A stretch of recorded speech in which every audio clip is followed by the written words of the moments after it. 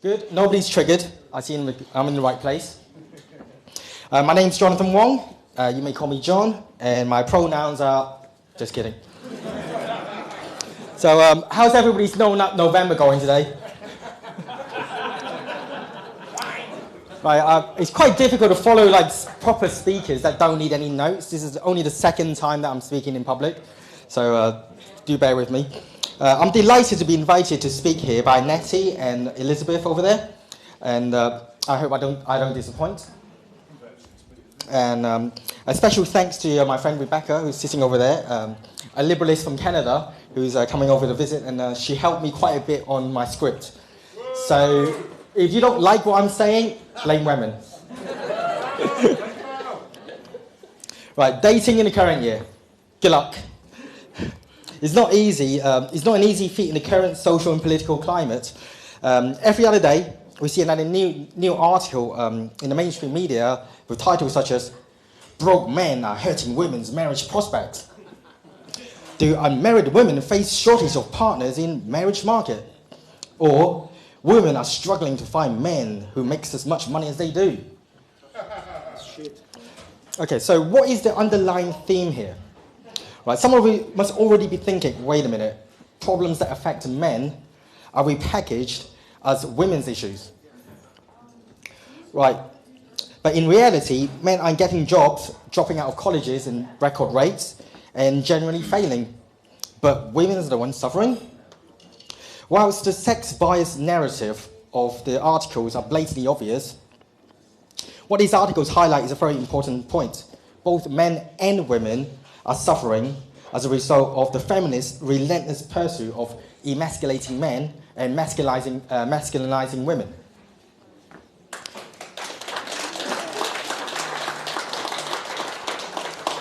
And yes, I said sex, not gender, because gender is a spoof. You can avoid a lot of autistic screeching simply by not using the word gender and just go straight for sex. Yeah. Right. Masculinity and femininity are not arch enemies as the feminists would like to have you believe.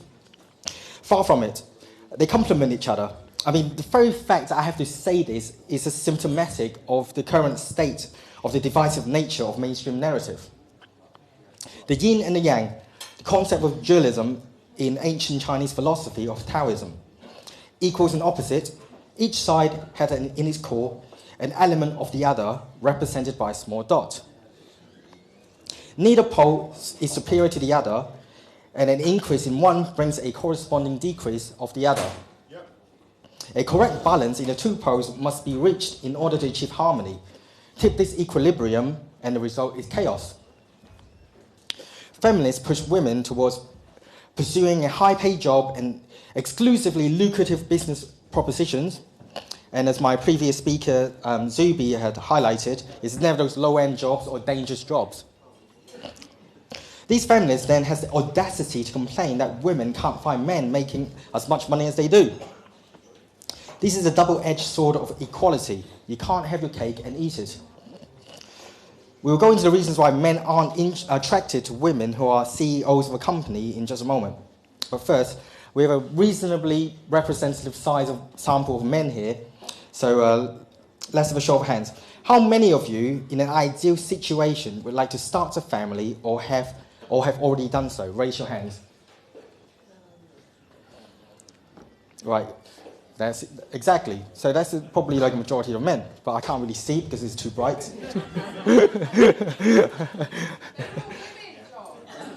Really?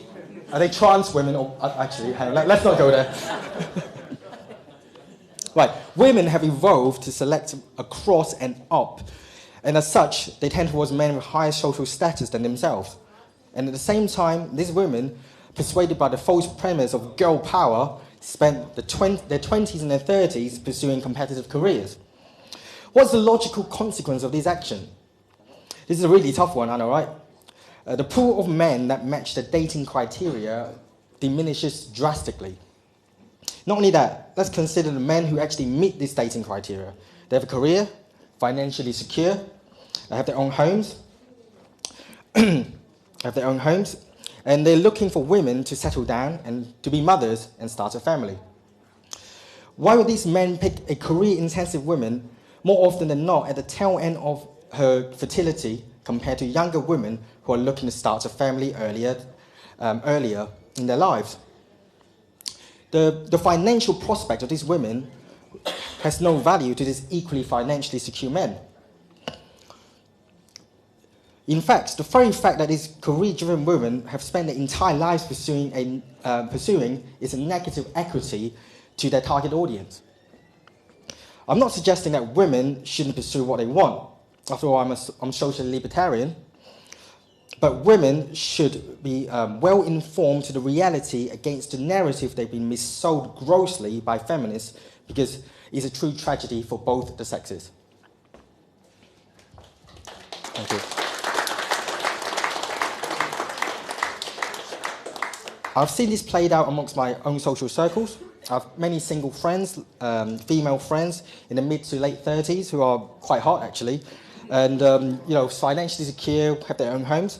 But one ubiquitous theme arises is that when they're trying to dating, they can't find men that's approximating the same age as they are that are into serious relationships. So, I mean, some of you might know this as hitting the wall. The guys that message them, sorry, all right. The guys who message them on dating apps seem to be young guys in their 20s, and these guys range from not much going for them to actually quite attractive. But however, they're seldom serious to a long-term relationship. Why is that? According to a new study by Elizabeth Brock on dating published by the journal Science Advances, women peak at 18 and men peak at 50. Ooh, the families are not too pleased. Whew. The study was based on data from 200,000 users of OkCupid.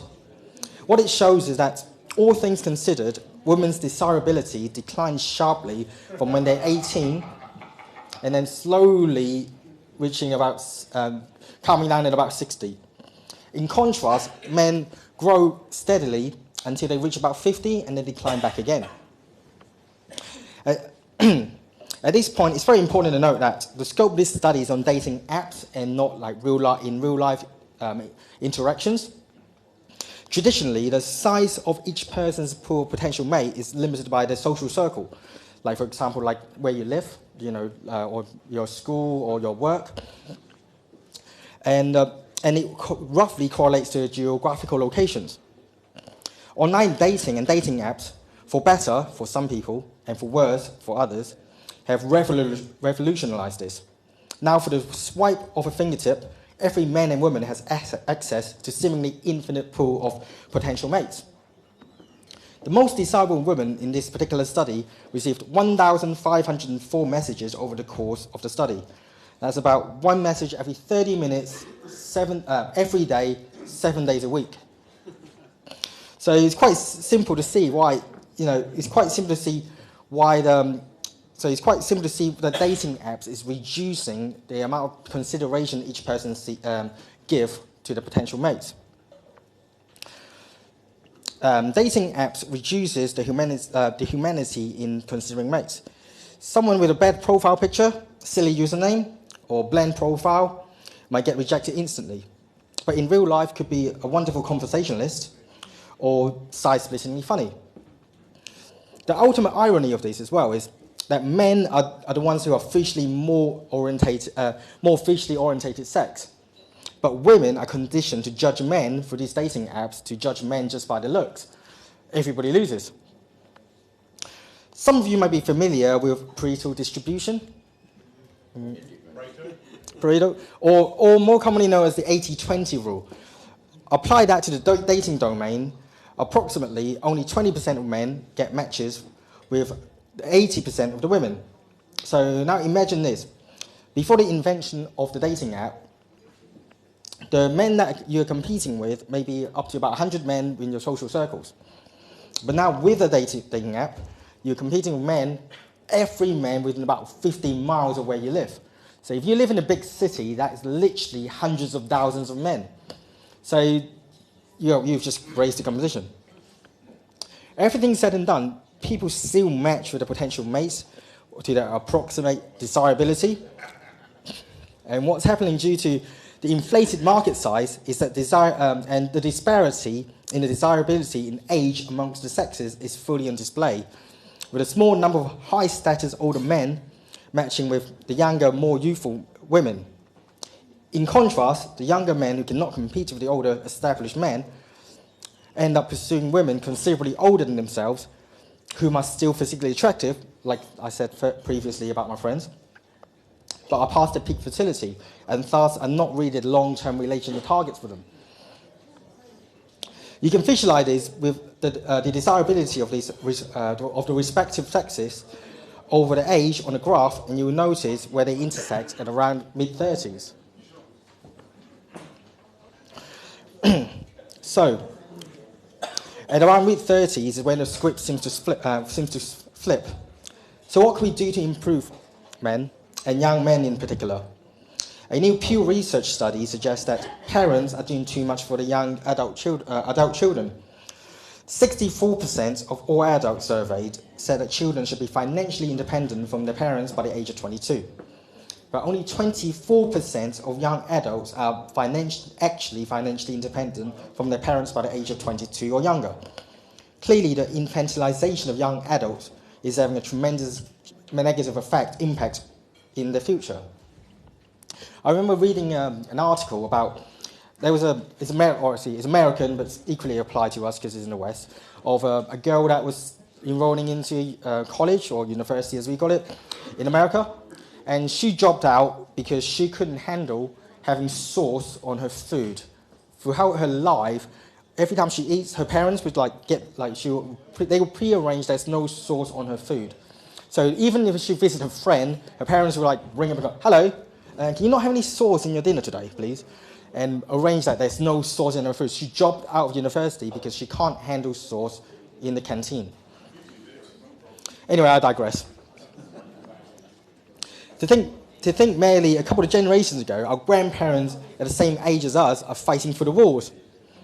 The simple fact that men don't get the same courageous starts as we do today, we can't do anything about. What's the past is the past.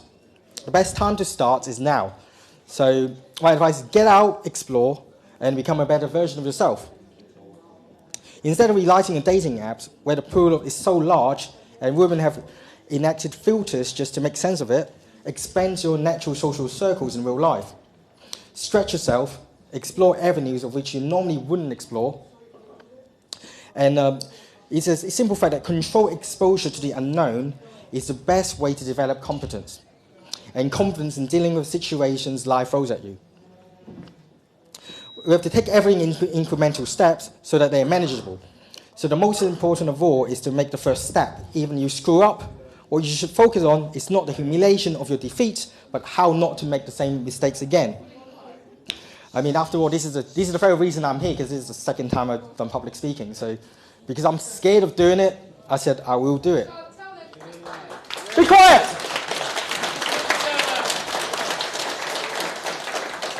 I have a simple philosophy, which is, if it's broken, how do I fix it? If it's not broken, how do I improve it? And if it's beyond my control, then damage limitation.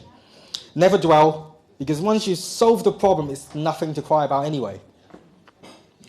This kind of self-correcting attitude is actually incredibly valuable and attractive attribute. This works not only in dating, but it's translatable to all across of life. This is exactly the reason why I'm here. So anyway, my message to men is, hang in there, the best is yet to come. P.S. Epstein didn't kill himself. Thank you.